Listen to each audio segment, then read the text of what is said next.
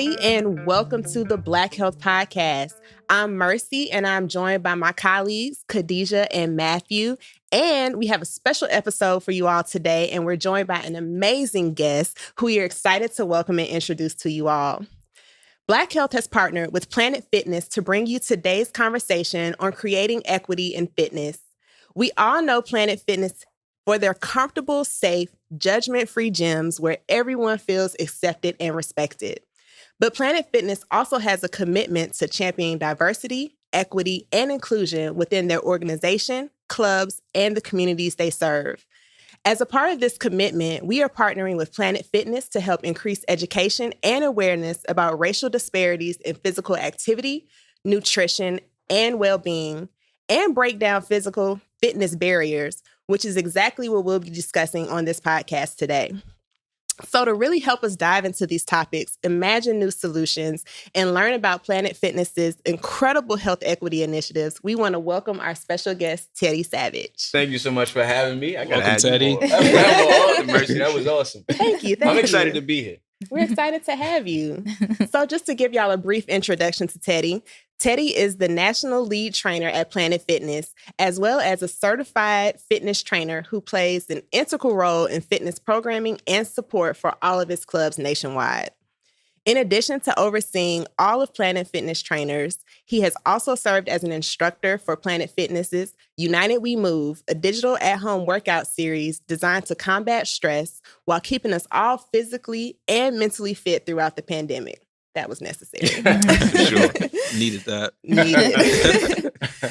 After joining Planet Fitness as a trainer in 2011 at his local club and helping members with their fitness journeys, Teddy held a variety of in-club roles, helping improve members' experiences before transitioning to Planet Fitness World Headquarters in 2020. Teddy is committed to doing his part to bring people joy and positivity through the power of fitness, education, and mental fortitude. Thank you so much again, Teddy, for being here. And we can't wait to talk to you more about how we can all build healthier communities together.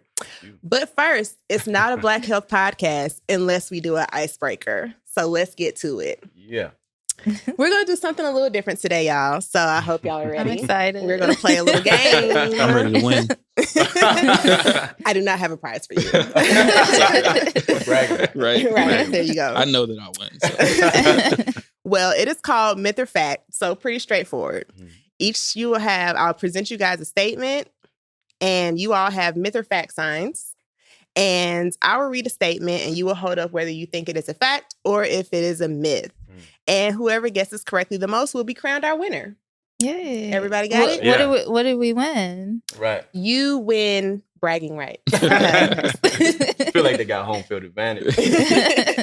And don't be cheating looking at my screen, y'all. Okay, the first question or first statement. Myth or fact? Body mass index, also known as BMI, measures body fats. Myth. The correct answer is myth. Yeah, I didn't put myth. Oh, I put myth facing you. Okay, got you. Yes. So all right, that Teddy, is I'm a up myth. one. All right. It is a myth because BMI does not measure body fat. It is merely a screening tool that gives someone an idea of how they compare to other healthy adults. Skin fold calipers and circumference measurements, especially around a person's belly, allow doctors to evaluate body fat composition and location. So good job, y'all. Good job. Next one. Physical activity only improves a person's health if they do it for long periods of time. Myth or fact? Myth. Now I got my cards Yeah. right. Y'all are all winners. That is a myth. You do not need to be active for long periods of time to get the recommended 2 hours and 30 minutes of moderate intensity physical activity each week. An example of this is just a brisk walk. You know, don't have to do too much, just a little bit. You can spread these out over the week and even do short 10-minute spurts of activity 3 times a day or 5 or more days a week. So Nothing too much, just in between calls. Even if you're on a call, I like to do that sometimes. When I'm on a work call, I just go outside, take a little Take walk. a walk. Mhm. Yeah. That's nice. Get some fresh air, especially when the sun is shining. Yeah. Got to get out the house. That work That's from why you home be gets out. stressful. That's why you be out of breath on them calls. Either that or I'm eating. Next one. Fresh fruits and vegetables are healthier than canned, frozen, or dried varieties. It's a little tricky. Myth. Khadijah. Ooh, come on, girl. Mm. She's correct. Despite the enduring belief that fresh is best, research has found that frozen, canned, and dried fruits and vegetables can be just as nutritious as their fresh counterparts. Mhm. Interesting. Interesting. Yeah. And I feel like with canned, as long as it's not like in syrup, Yeah. then Yeah. it's good. But actually, like frozen fruits and vegetables are like frozen at the At peak peak of See, freshness. Yeah, now I can exactly. see that, but Yeah. the can also has preservatives. Yeah, it's got the things sodium in that there. kind of decrease the freshness. Yeah. I'm questioning. Yeah, I'm a challenge player on that one.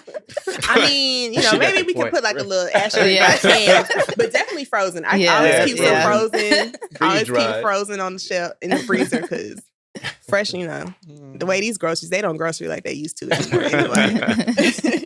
All right, last one. Right now, Khadijah's up. Mm. Woman power. Physical inactivity is the fourth leading cause of death worldwide. Myth or fact? Physical inactivity is the fourth leading cause. I'm gonna see. Khadijah is our winner. That is a fact, baby.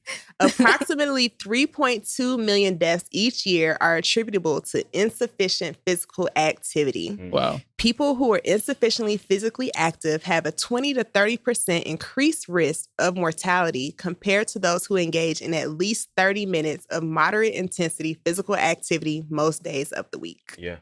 So get to walking, y'all. Mm-hmm. Get those brisk walk in. Small, like you said, small points, small portions. Exactly. That's all you need. Exactly. A little bit goes a long way. Mhm. Don't have to overdo it. Yeah. So congratulations, Khadijah. Thank you. You are Thank a winner. Thank you. Did it. Ladies always lead from the front. Yes.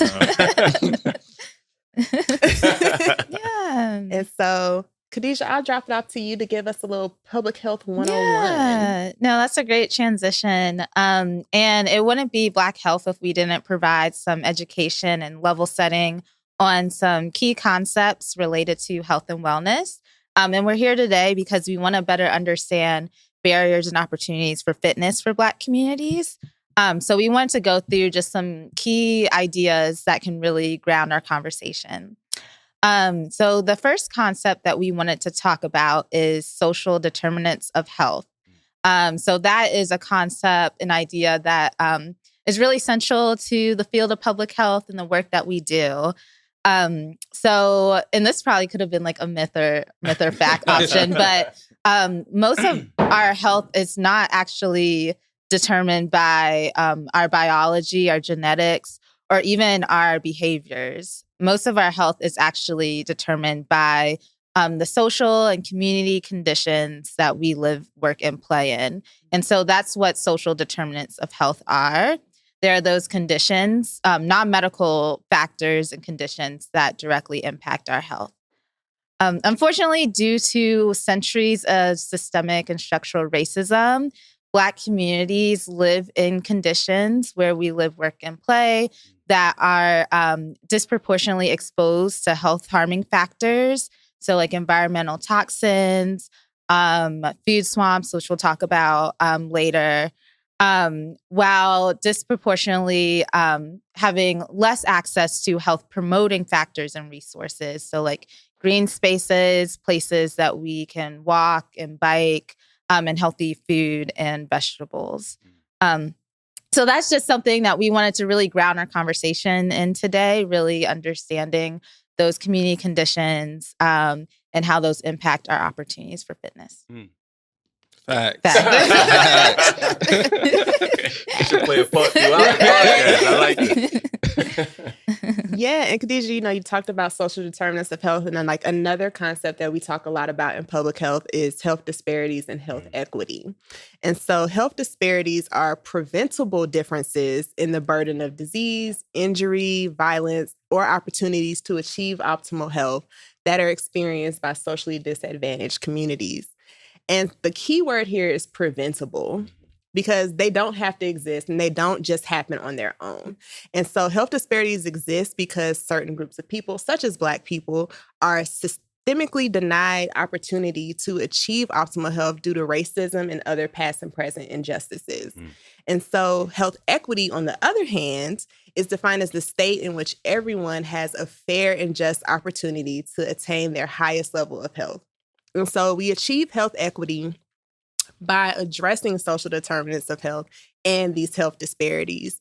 And it also involves acknowledging and addressing racism as a threat to public health. Yeah. So, when we think about tying this together, specifically with physical activity, we know that physical activity has the opportunity to prevent a lot of chronic illness, right? So when we think about diabetes, stroke, hypertension, we know that being active, and I like to say being active rather than physical activity, because you don't necessarily need to go to the gym. Right. We'll talk about that a little later as well. But we know that it has a preventative factor, right? So we talked about, I think you said 2.5 hours of exercise or physical activity every week, broken up over a week. It could be 10 to 15 minute sessions. But what the data shows is that on average, Black people are not getting as much physical activity as other groups of people. And so I think it said somewhere between like 58% of Black people aren't getting the physical activity that they should. Wow. While other groups, I think that average was more around 45 that weren't getting. So that's what when we talk about disparities, as you mentioned earlier, that's a disparity between two different groups that we see based on race. And when we think about why that occurs, right, we're then talking about what Khadijah was talking about earlier, those structural factors, those neighborhood factors that make it easier or more difficult for you to engage in physical activity. So we're thinking about access to parks, green spaces. We're thinking about the safety of your neighborhood. And those things have a real factor on your ability to engage in activity. And what we see for large parts of the United States is that Black communities and white communities are often living separately or segregated would be the right term for that. And so the quality of those neighborhoods can be really different based on the economic value of those neighborhoods, so the amount of money that's poured into there, or again, just differences based on community values. So what we're really trying to talk about in this episode is how do we help people improve on the way to physical fitness, and then also thinking about the opportunities to think about nutrition and other things like that. And Teddy, I know you're going to talk a little bit about nutrition as well. Yeah, and in addition to our neighborhoods really determining like our physical activity, like you were just talking about, Matthew, they can also create barriers to nutrition, right, which we're just about to talk on. And with that, it can not only determine what you can have access to, but what you're inundated with, right? And so it's important that we understand we want to ingest as much nutrition-rich foods as we possibly can that gives us the energy, right, to power through our day. We ask our bodies to do so much throughout the day, right? And especially if you don't have a lot of public transport in your vicinity, you're going to do a lot of walking. Or if you're parking further away from the grocery store because the proximity isn't as close, you're going to require your body to expend more energy. So you want what you put into your body to be able to provide that sort of energy. But unfortunately, right, historically, Black and brown communities have limited access to those nutrient-rich foods, which again create those barriers. So households don't establish a healthy relationship to what they need in order to make the right decisions for their families. And that's more of an environmental thing than it is a individual dilemma. Exactly.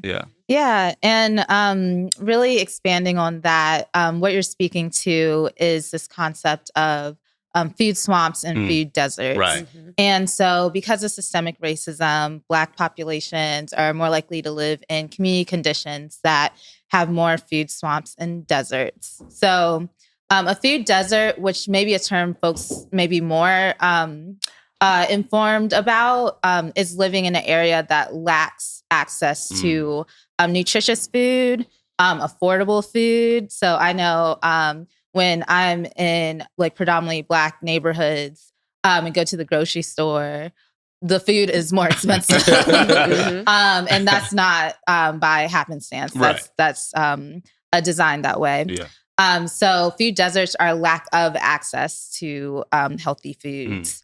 On the other side are food swamps. So Black communities are also more likely to live in neighborhoods that are inundated with unhealthy food and like consumption options. Yeah. So between like convenience stores that only have packaged foods to more likely being in areas with tobacco products, alcohol products, Black communities are disproportionately living in areas that have those things, fast food. Right. And all of those food swamps, food deserts, again, they're not happening out of nowhere. They're by design. They're structurally determined.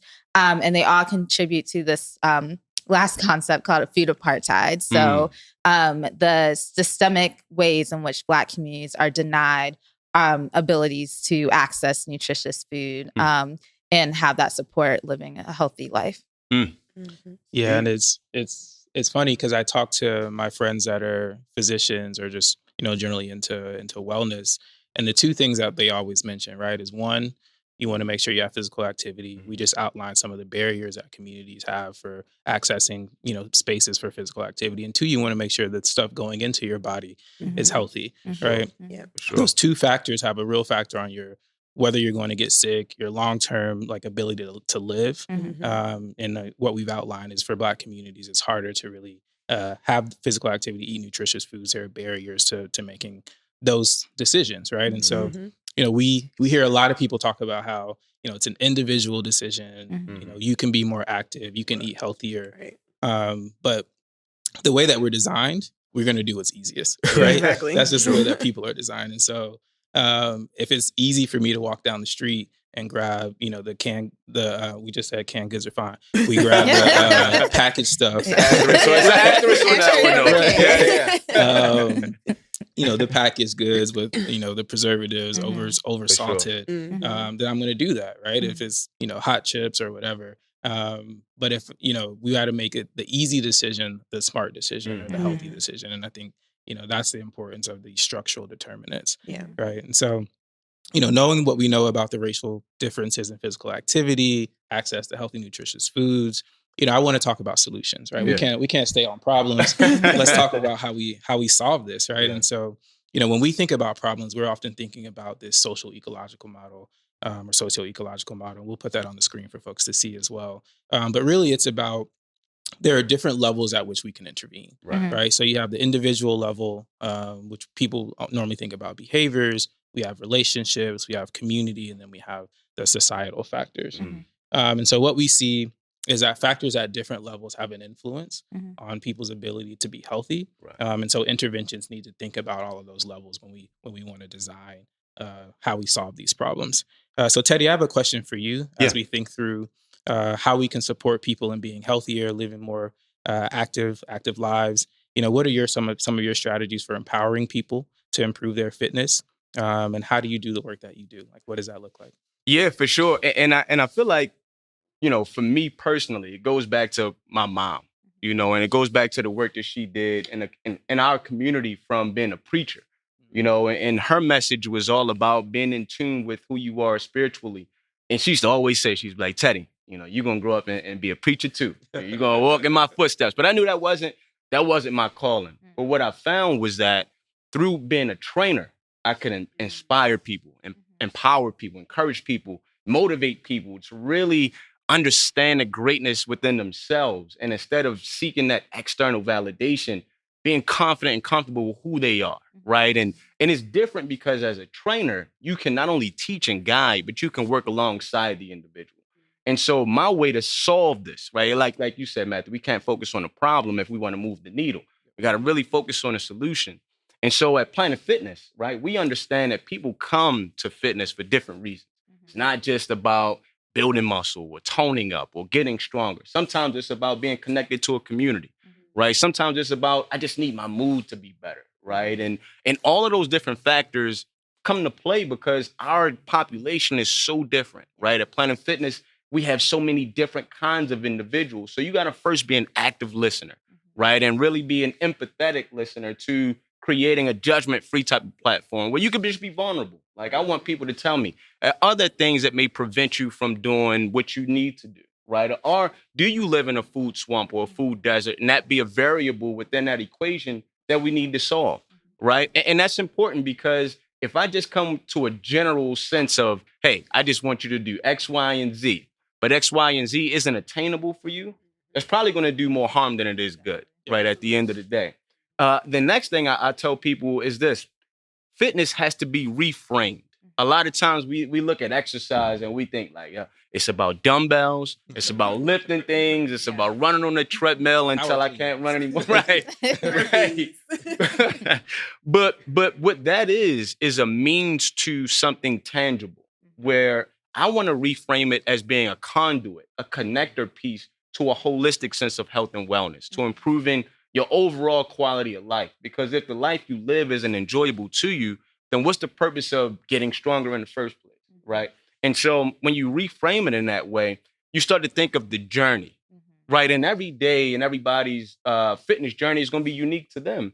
And what I tell people all the time is that instead of seeking perfection in your journey, seek progress. You know, just 1% more today than you did the day before. And whatever that 1% looks like to you, Mercie, or you, Matthew, or you, Khadijah. It could be walking an extra mile, or it could be doing an extra rep. It could be carrying the groceries instead of having little Matthew when you were a kid, right? Carry the groceries for you. But truly understanding that your journey is different, and that the beauty in it comes in the progress, not the perfection.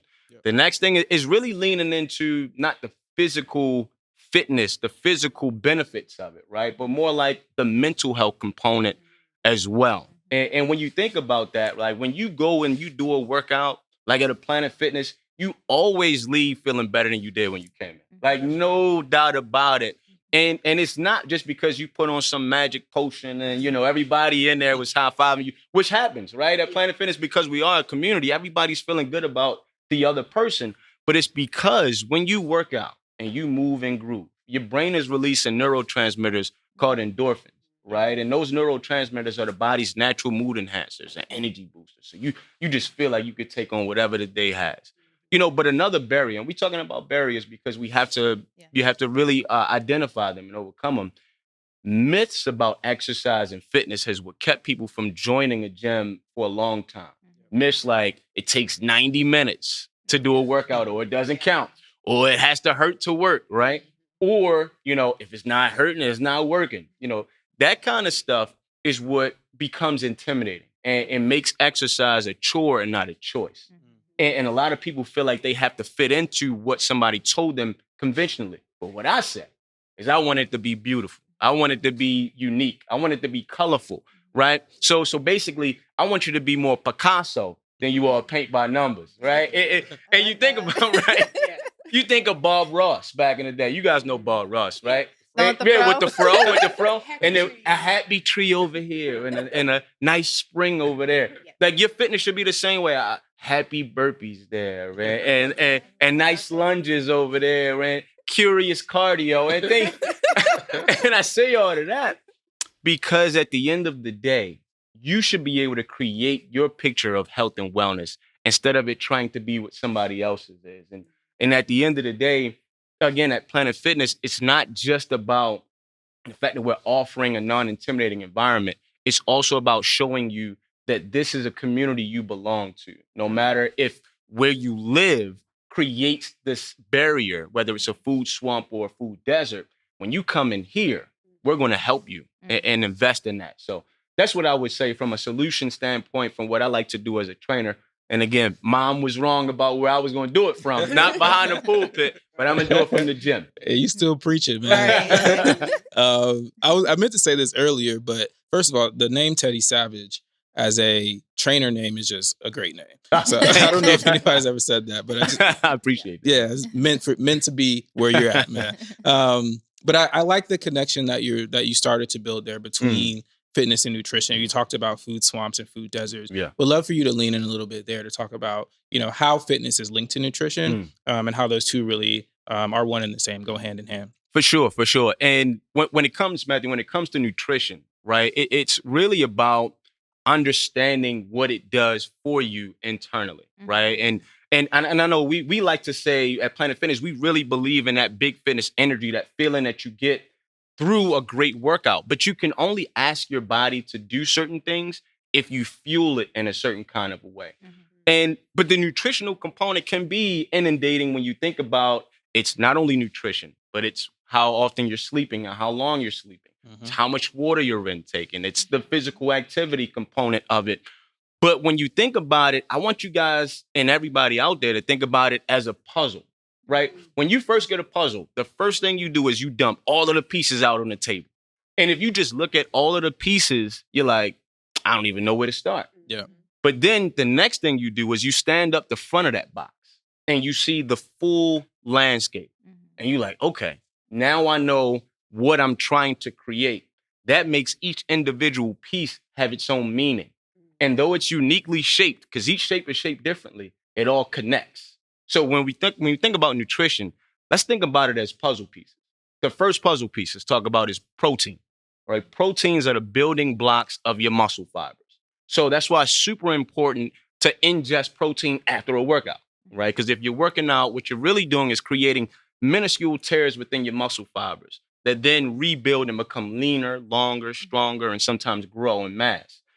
Protein is what does that for you, right? So some great sources of protein would be skinless or white flesh fish, skinless poultry, lean cuts of red meat like loin and round. But there's also meatless alternatives. Some people don't like eating meat, right? So you can get that through low-fat dairy products, cottage cheese, things of that nature, even nuts.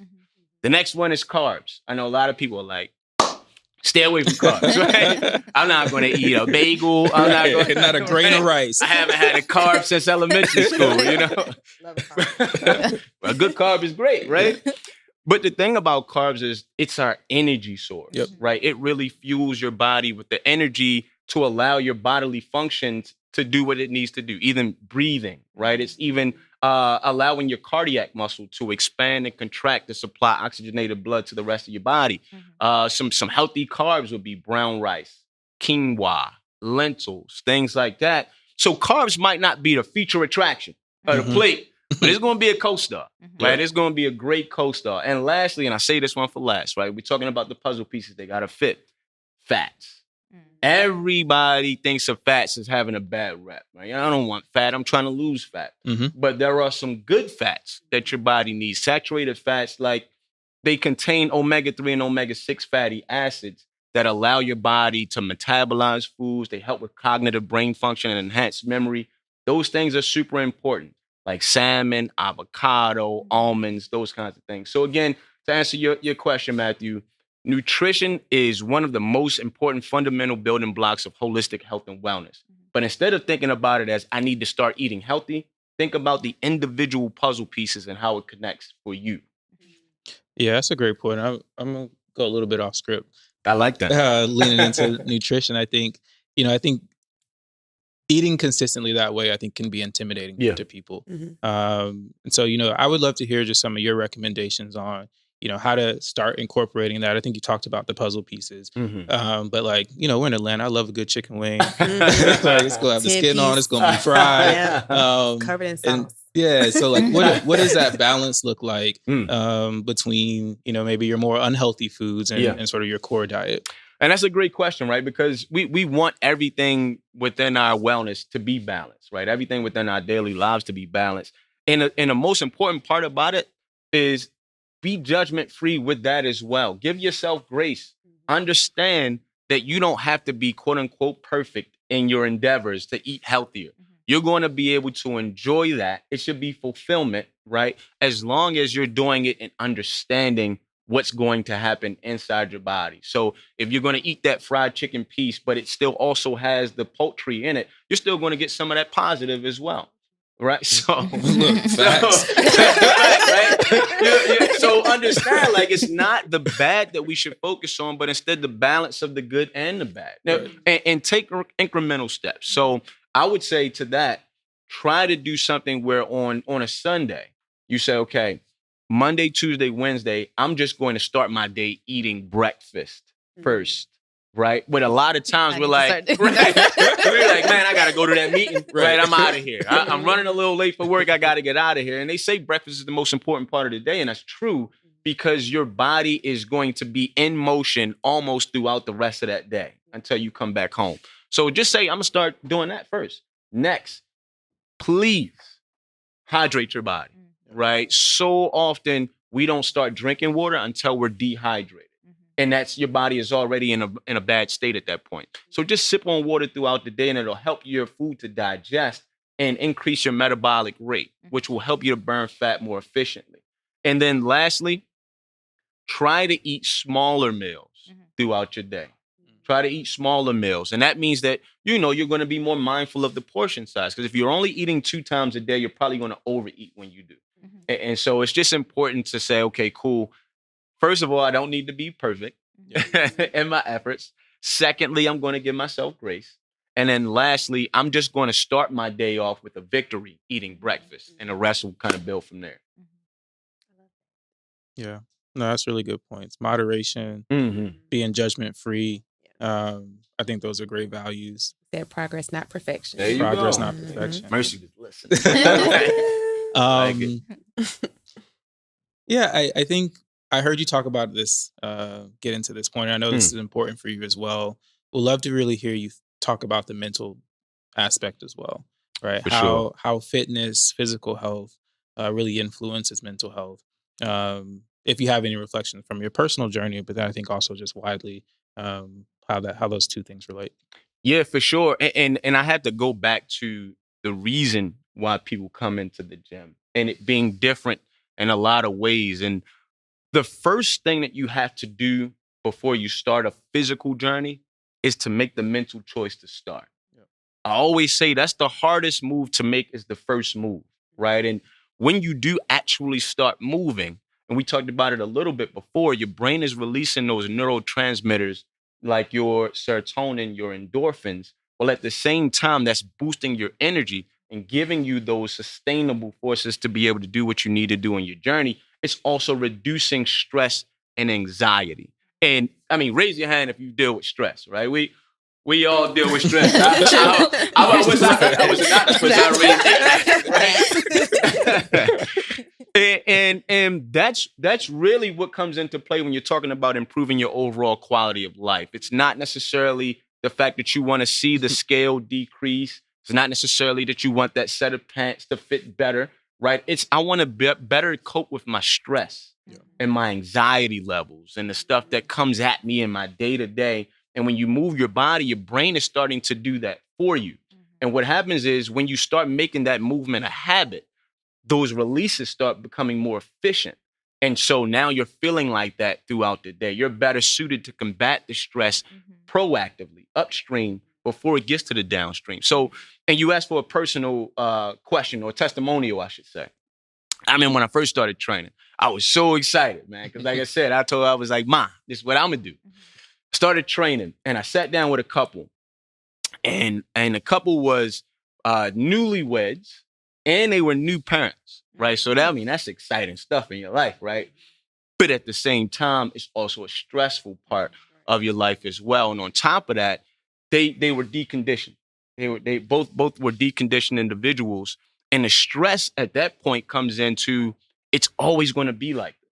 It's always going to be like this. And they were moved to the point of tears because they couldn't play with their daughter without taking frequent breaks. Right. And so what happens is my physical state and my mental state when I'm deconditioned at that point is a barrier that seems insurmountable. And I say seems because not only do we create solutions in our mind, we create barriers in our mind as well. And so what we did was we created a sustainable plan together as a team. Instead of me saying, this is what you're going to do, right? I said, what do you feel like we can do together?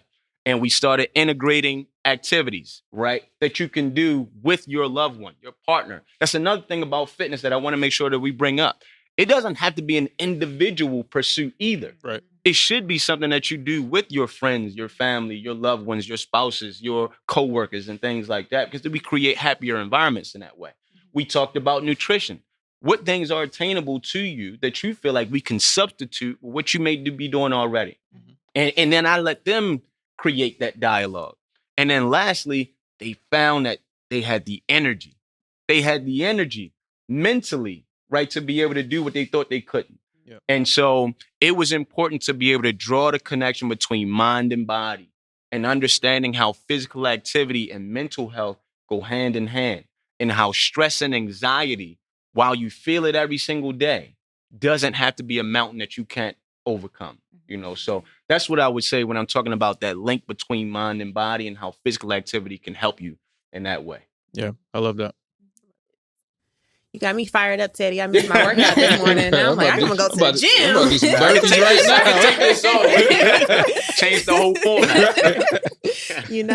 And you've talked a lot about just like the importance of community and, working out doesn't have to be something that you do by yourself. And so that really kind of touches on like the next part of the social ecological model, which is focused around community and like those community-based solutions. And so, again, like you were just saying, being active in a group with your friends, can be ways to make that as a shared activity and a bonding experience. So it's not just me against these weights by myself. And so, I think we can even push this idea further where we create different groups that center people with disabilities or certain chronic conditions just to ensure that those types of activities are accessible and inclusive and appropriate for all different types of people. And, also we can think about just having more community organizations and locations where we can provide access to safe spaces where people can be physically active, such as walking trails, different indoor facilities, parks, playgrounds, just that are away from busy streets and unsafe areas, especially in neighborhoods where Black and other marginalized communities tend to live. And so these health and fitness facilities provide indoor opportunities to be physically active. And so I know Planet Fitness is a great example of an organization that is doing this work very well with affordable pricing model and having their clubs located in low income communities. And so I know Planet Fitness also has a few other initiatives to really support community health. And so could you just tell us about some of those programs and how they work to help people improve their fitness and well-being? For sure. And community involvement is, our top priority, right? We are a You Belong community. And within our clubs, you'll be able to see that manifest itself through ethnic diversity, body diversity, age diversity, male-female diversity. And it goes hand in hand with some of those efforts that we do, our philanthropic efforts, by our partnership with the Boys and Girls Clubs of America and creating what we call the judgment-free generation. Because when you think about it, habits don't start at an older age. They start at a very young age. And so not only do they have to deal with inactivity and what's going on right now with technology and the reduction of physical activity or education programs in schools, they deal with bullying and that kind of thing. So we partnered up with the Boys and Girls Clubs of America to create anti-bullying endeavors and solutions and projects where we've actually donated $9 million in our causes in partnership with the BGCA on a national level. We've opened 40 mini judgment-free zones where we put basically a small-scale Planet Fitness in a Boys and Girls Club facility and provide the youth and young adults who, many of them come from underrepresented communities, with a safe space to move their bodies, to improve their mental health, to understand how you can do that constructively instead of choosing maybe some of the wrong things to do. So we're super proud of those efforts and being able to touch lives on a small scale, right? But it's not just nationally for us. We, even though we care about the larger scale, we are also very active on a local scale as well. As a matter of fact, we did a judgment-free, or we went to a mini JFZ here in the Decatur area, and it was awesome being able to connect with the youth and young adults in that facility in itself and just see how they care about sincerity and organic care, right? And in addition to that, we went to Dorchester, which is in Boston, one of the biggest neighborhoods in Boston. You guys ever been to Boston before? Never been to Boston. So if you do, Boston a few times. Go to Dorchester, right? It's a great neighborhood. But we went there. I partnered up with a couple of my colleagues, and we went there for what we call Flexing for Good, which is a month of voluntary efforts. And through that, We had a record day where we went. It was about 100 kids, and just going there and seeing the delight on their faces, being able to be elbow to elbow with kids that are in that judgment-free generation was awesome. Because if I'm saying we're a You Belong community and we're judgment-free, then I want to be able to see that come to life in the lives of the youth and young adults. And as they grow older in high school, it's even harder. Right? You could remember in high school, everything that you probably shouldn't have done was at your disposal. Right? And at that time, you looks really fun. You really needed somebody to say, no, don't go left, go right. Don't zig, you need to zag right here. And so what we did, it was created the High School Summer Pass program, which gives high school age students between the ages of 14 and 19 free access to our gyms the whole summer. Right? Oh, wow. And so it was super important for us to understand if we don't do that, they're not only not going to have physical education in their schools, but they're also not going to have a means to channel their energy in a constructive manner, right? And then lastly, we understand through COVID, right? COVID showed us, one, with isolation comes a lot of stress and anxiety, right? Two, again, your fitness doesn't always have to go into a gym in order for it to be activated. So we didn't create, but we added more resources to our Planet Fitness app. And we like to call it the judgment-free zone in your pocket, because no matter where you are, you can take your phone out, go to the Planet Fitness app, and there's tons of content that we created mindfully around people who may have disabilities or ailments in their lower body. We've got chair workouts. We've got different trainers with different diversities in terms of ethnicity, body type, age. All of the things that we want to represent is there. Again, mindfully, we created a solution within our app. It's called a scan and learn feature. Each one of our pieces of equipment has a QR code on it. You scan that QR code, up pops a tutorial video that shows you how to use it, how to get set up on it, and it's tips and trips on how to make the most out of that experience. And so I think through all of that combined, it's just a really good example of, like you were talking about, Mercie, with what are we doing from a larger scale all the way down to a local scale, all the way down to a digital scale with solving the problem that we're talking about right now with health disparities. That's amazing. And all the work Planet Fitness is doing with meeting people where they're at, that's really core to what Black Health does and really advancing health equity. So that's really great to hear all those initiatives. And thank you guys for the work that you guys are doing. I mean, it makes a difference. Let me tell you, I think that we need more of this. We need to cultivate more of this so that we can grow solutions more so than we do problems. Absolutely. Yeah. So we've talked about individual level solutions. So individual level changes in knowledge, attitudes, beliefs, behaviors. We've talked about organizational level solutions, community level solutions, and all the work Planet Fitness is doing. So lastly, we wanted to move upstream. I was excited you said that term, upstream. That's a very public health term. So that's really thinking about how, in order to address structural barriers to fitness and health in Black communities, we need structural level solutions. So we need policy systems change solutions. So we wanted to talk a little bit about that, like macro level systems change and what's happening in different local cities across the U.S. to address structural barriers to health that Black communities experience. So we had a couple examples that we want to share of different policy solutions that local, like community cities, can make to really improve access to fitness and being able to be active and healthy food access for Black communities.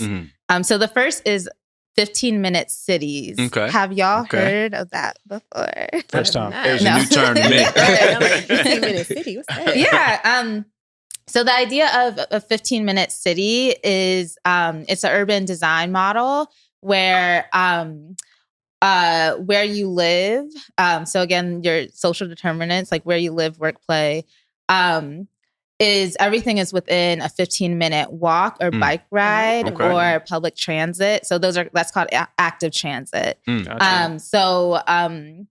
able to go to a grocery store, get fresh food, fruits and vegetables. You could walk or bike within 15 minutes. Being able to find somewhere to work out, to go to school, to go to work. All within a 15-minute walk or bike ride.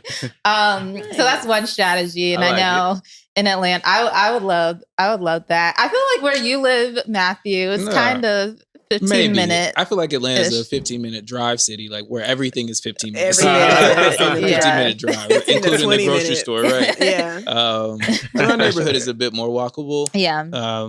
But again, I think that comes with gentrification and other things. And we're talking about that too. So, and a 15-minute drive in like single occupancy vehicles isn't the most accessible. Right. Urban stressful design. In traffic. Absolutely. Traffic. Yes. In Atlanta. Yes. So a second example of some like city level solutions is community-driven food justice initiatives that are happening in different cities across the country. So one of them is in Minneapolis. So within their city level strategic plan, they really wanted to focus on increasing access to healthy food, affordable food. Okay.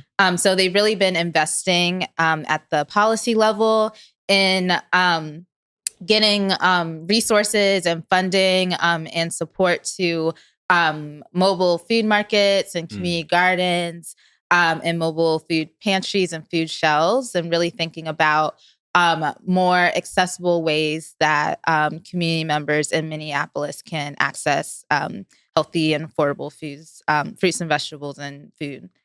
So bringing it to them. Exactly. I like that. Yes. Mm-hmm. And then our last example, and then I'm going to ask Matthew and Mercie, is the Atlanta Beltline. So the Atlanta Beltline is designed to connect neighborhoods across Atlanta, try to address some of our barriers to 15-minute cities that we currently experience here. Improve active transportation. So again, walkability, biking, bike trails, add more parks and green spaces, and also infuse and showcase art and culture. So it's a 22-mile trail, like mixed use area where folks can be physically active, be like in community and groups from young folks to older folks, access different food options, and just create more of a healthy community. Okay. So I wanted to ask the Atlanta natives, Matthew and Mercie, just like what your experience has been with the Beltline, like good and bad. And then also just in general, like shifts in the city that you've seen, also good and bad around creating more opportunities or creating more barriers to health and wellness for Black folks. Oh, you looked at me. I just find both so excited to share. I didn't know if you wanted to start. No, go ahead. Ladies first. Thank you. I like the idea of the Beltline, right? And like what it was supposed to be. And I've had great times on the Beltline. The Beltline is awesome. But unfortunately, the downside of what I've seen with the Beltline is that the neighborhoods where the Beltline is, that it was the low income areas that was supposed to connect. All those people have gotten pushed out. So I live in Edgewood. Edgewood is right along the Beltline. Edgewood used to be a predominantly low-income Black neighborhood. The street I live on now is full of gentrified homes. I live in a gentrified home. And, you know, the homes range on my block start at like $500,000. So it's like the people that used to live there, they can't afford to live there. They're like two older Black people that still live on my street in their homes. And they're just like barely can afford their property taxes because they went from paying like a few $100s a year in property tax to thousands of dollars. And so it's a struggle for them to like keep their home, but this is where they've been for 40 years. And so they've seen that neighborhood change so much. And they're like, all of the stuff that they're bringing into the neighborhood is great. This is stuff that we wanted in our community for years and could never get. But now that there's the Beltline and now there's different population moving in, people with higher incomes, it's like, so now what? What do we do? So it's unfortunate in that sense that I think the people that it was made to benefit aren't able to benefit from it. So yeah. Yeah, I don't have much to add to that. I work out on the Beltline. I run on the Beltline. In the West End, I find that it's a more slowly gentrifying neighborhood, but still gentrifying. And so I think Mercie's exactly right. We got to think about who we innovate for, who we provide solutions for. And so often that's driven by capital, right? So we want to innovate where people can pay, but we know that low income communities often don't have extra income to be able to pay and access services. And so I think we have to incentivize community interventions that aren't driven around capital, but just driven around the ability to provide services, care, opportunities for fitness for people. And so love the Beltline. I think it's been great for Atlanta. I think generally the city, and I think probably across the country, we have to decide how we're going to invest in communities and be sure that they can be able to have the same access to nutrition, health, wellness that we provide for communities who have high income. Yeah, I love that. And I think you brought up a great point in terms of just the idea of equity. And if we're designing systems, policy level, structural changes that aren't improving access to opportunities for health for everyone, then we're never going to achieve health equity. Exactly. Yeah. So Teddy, you are I'm from Baltimore. Born and raised in Baltimore. Born and raised, yes. So we'd love to hear, we talked a bit about Atlanta, so we'd love to hear about your local context, some of the structural barriers and then solutions that have been going on in Baltimore around just increasing access to health and wellness for Black folks. Yeah, for sure. And it's a great question. And I appreciate you for allowing me to share about Baltimore because I've heard about the Beltline and how great it is. And I've visited the Ponce City Market and stuff like that. But I would not be able to go back into Charm City if I didn't talk about it. So I can say when I grew up in Baltimore City, it was always something to do. You would go outside and it was electric, right? People was playing freeze tag, jumping rope, playing ball, all of the things. It was rec centers on every other block in the community. Yep. And sports programs were thriving, right? Thriving. Nowadays, you don't see that. You don't see rec centers at all anymore. You don't see programs that are created to provide resources for families as prevalently as you saw them before. You don't see any community outreach programs that talk about the things that we're talking about right now, educating around proper nutrition and physical activity being a means to help with your mental stress, because a lot of that is the reason why people do the things that they're doing, placing themselves in inauspicious situations because of the mental barriers that they're dealing with.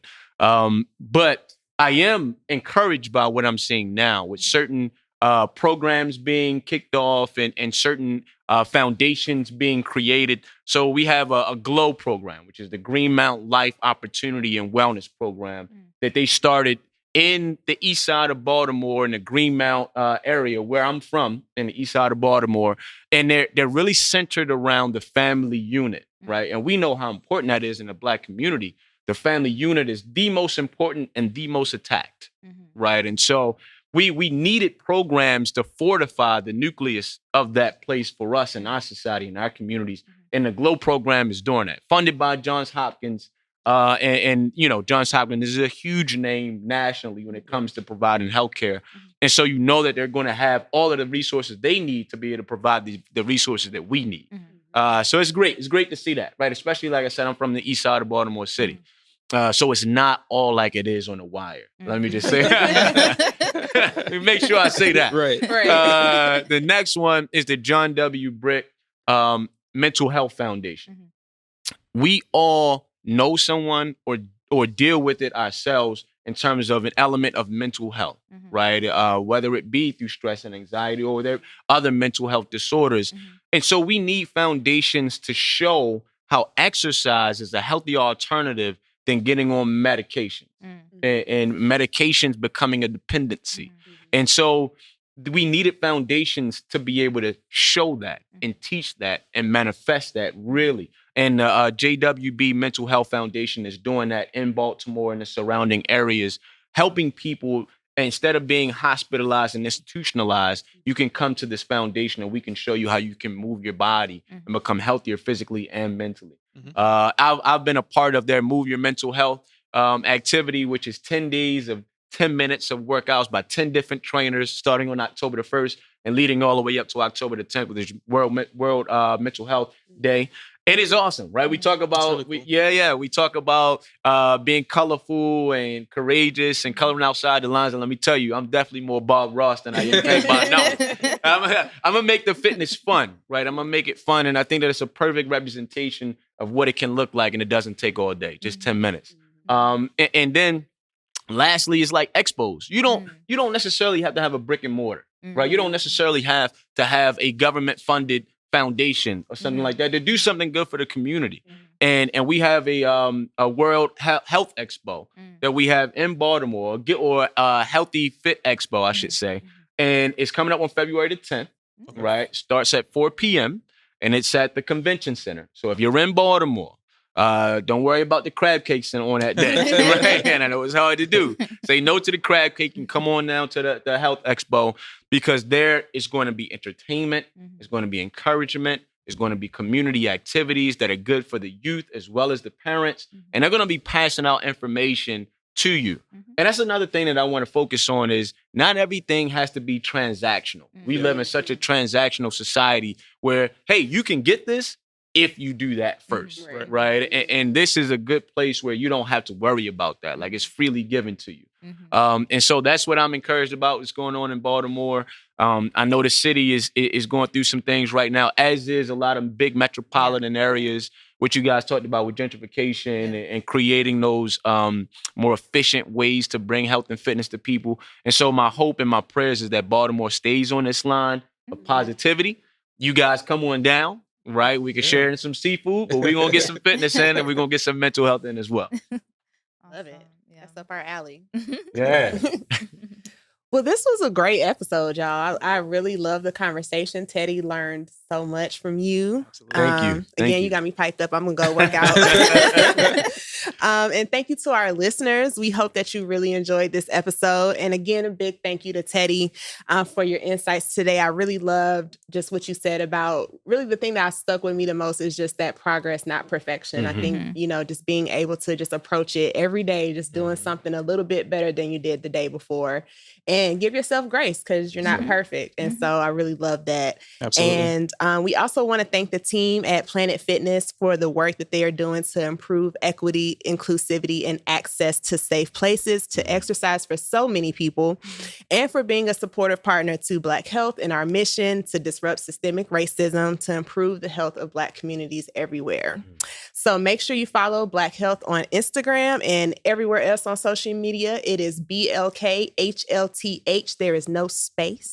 No space at all. No vowels. One more time. BLKHLTH all over the socials. Subscribe to our podcast on Apple Podcasts, Spotify, SoundCloud, wherever you listen to podcasts. We are also on YouTube. So thank you all and talk to you next time. Thank you. Bye.